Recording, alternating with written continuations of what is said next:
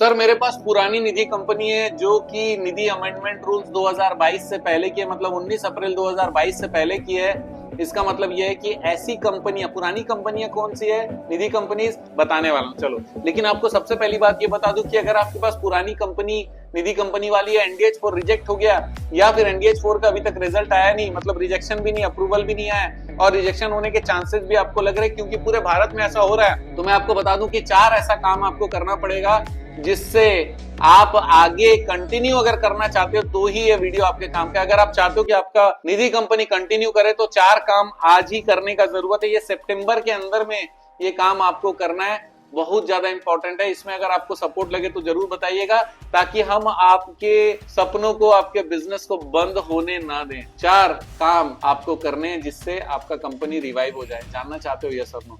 एक बात बता दूं दोस्तों, मेरा नाम दीपंकर समझदार, मैं चार्टर्ड अकाउंटेंट हूं और आपका बिजनेस को बढ़ाना और बिजनेस चलते रहना, इसके लिए मैं प्रतिबद्ध हूं। तो 4 पॉइंट कौन से हैं सुनते हैं। सबसे पहला पॉइंट ये है कि जितने भी पास्ट रिटर्न पेंडिंग है वो सारे पास्ट रिटर्न पेंडिंग वाले भर दीजिए। आपको अगर पता नहीं कि सर पहले का सीए कुछ और था, अभी का कुछ और है, या फिर अगर सीए सेम है लेकिन याद नहीं कि कौन सा किया हुआ है, या फिर आप ये एश्योर होना चाहते हो कि सच में कोई भी ना छूटा हो, क्योंकि जब एनडीएच 4 की जांच होगी या फिर आपको कोई भी नोटिस आएगा तो वो सारी चीजें ऑलरेडी सिस्टम पे चेक कर रहा है, राइट?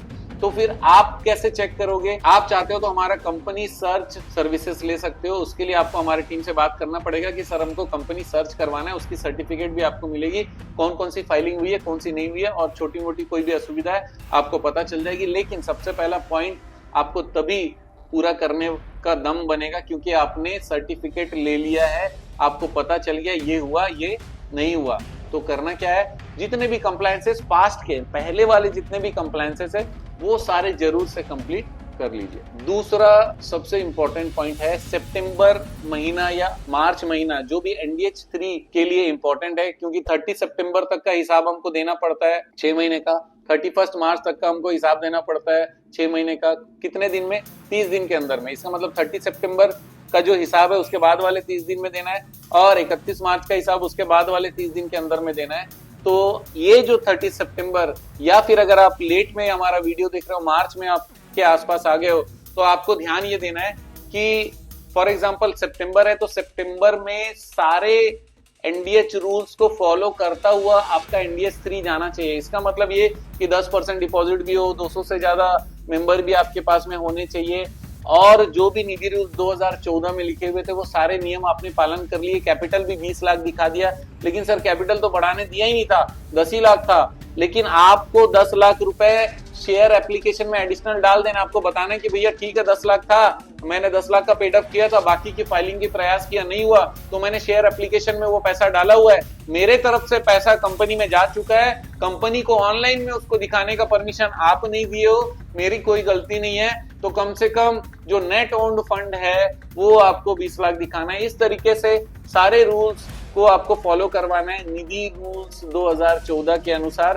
प्लस निधि अमेंडमेंट रूल्स 2022 के अनुसार प्लस निधि अमेंडमेंट रूल्स 2019 के अनुसार, जिस समय से एनडीएच 4 रहा है। ये सारे चीज को ध्यान में रख के एनडीएच 3 की फाइलिंग करनी है, ये सितंबर की, या फिर आपका अगर मार्च आ गया तो मार्च की, राइट? ये करने से क्या होगा ये मैं लास्ट में बताऊंगा। पहले तीसरा पॉइंट है कंटिन्यू कंप्लायंसेस। इसका मतलब ये पिछला तो आपने भर दिया लेकिन उसके बाद भी लगातार कंप्लायंसेस जो पेंडिंग है वो सारा चीज लगातार करते चले जाइएगा। इस तरीके से जैसे कुछ हुआ ही नहीं, कोई रिजेक्शन हुआ ही नहीं, क्योंकि रिजेक्शन हुआ है लेकिन आपने अपनी तरफ से सारा चीज सही किया, इसका मतलब सामने वाले ने गलत किया। मैं वो कंडीशन बोल रहा हूँ जब आप 99.99% सही हो, या फिर आपने लिमिटेड गलतियां की है, या फिर वो गलतियां ऐसी है जो कि किसी से भी हो सकती है और आप उसको सुधारना चाहते हो लेकिन सामने वाला सुधारने नहीं दे रहा है, तो भी आपको करंट के सारे कंप्लायंसेस करते जाने पड़ेंगे। क्योंकि पुरानी कंपनियों में नॉर्मली क्या होता है कि वो बिजनेस कमेंसमेंट सर्टिफिकेट लिए हुए रहते हैं, इसीलिए कंप्लायंसेस का अधिकार रहता है, नए वाले में कंप्लायंसेस का अधिकार नहीं होता। ठीक है, तो फिर आपको करना क्या है कि सारे कंप्लायंसेस कंटिन्यूअस करते जाने पड़ेंगे। अब चौथा पॉइंट सबसे इंपॉर्टेंट पॉइंट है, ये सारा क्यों किया अपन ने, ताकि हम लोग अपील फाइल कर पाए, और जो फाइल करेंगे अपील वो हाई कोर्ट में अपील फाइल करेंगे, और अपील में हम लोग ये लिखे हुए रहेंगे कि सर हमको गलत तरीके से इन लोगों ने हमारा एनडीएच 4 रिजेक्शन किया है, कोई भी प्रॉपर रीजन दिया नहीं, जो रीजन दिया वो सॉल्वेबल रीजन था, फिर भी उसके कारण वो कंपनी बंद करने के लिए बात कर रहे हैं, जो कि हमारे लिए पॉसिबल नहीं है। क्योंकि अगर ऐसा हुआ तो फिर हम लोग अपने कस्टमर को पैसा वापस नहीं कर पाएंगे, तो सरकार उसके लिए जिम्मेदार नहीं रहने वाली है, हम ही जिम्मेदार रहने वाले हैं। इसीलिए हमको दो सुविधा चाहिए। सबसे पहली बात, हम ये फाइल कर रहे हैं और हम ये बताना चाहते हैं कि हम अपना बिजनेस कंटिन्यू करेंगे, और दूसरा चीज ये कि उनके एनडीएच 4 पे स्टे लगाया जाए, क्योंकि हमारा बिजनेस ऑलरेडी चल रहा था। एनडीएच 4 का रूल जबरदस्ती बाद में लाया गया है, ताकि उनकी मर्जी जिनको है उन्हीं को रहने दिया जाएगा, बाकी सबको बंद किया जाएगा। केवल एप्रीहेंशन है उनके दिमाग में कि हम लोग गलत काम करते हैं। सर, मैं तो सारे नियम पालन कर रहा हूँ, और कभी अगर कोई लेट फाइलिंग हुई तो उसके पीछे भी इन लोगों ने एक्स्ट्रा फाइन, लेट फीस लिया हुआ है। ये पहले उसी समय मना कर सकते थे कि हम लेंगे ही नहीं, लेकिन इनको पैसा लेने का पूरा मूड था, मिनिस्ट्री ने पूरा पैसा लिया और लेट फीस भी लिया। इसका मतलब हमारा काम ओके है सर, तो हमको एनडीएच 4 का स्टे भी दे दीजिए और फिर से एनडीएच 4 फाइल करने का पावर भी दे दीजिए।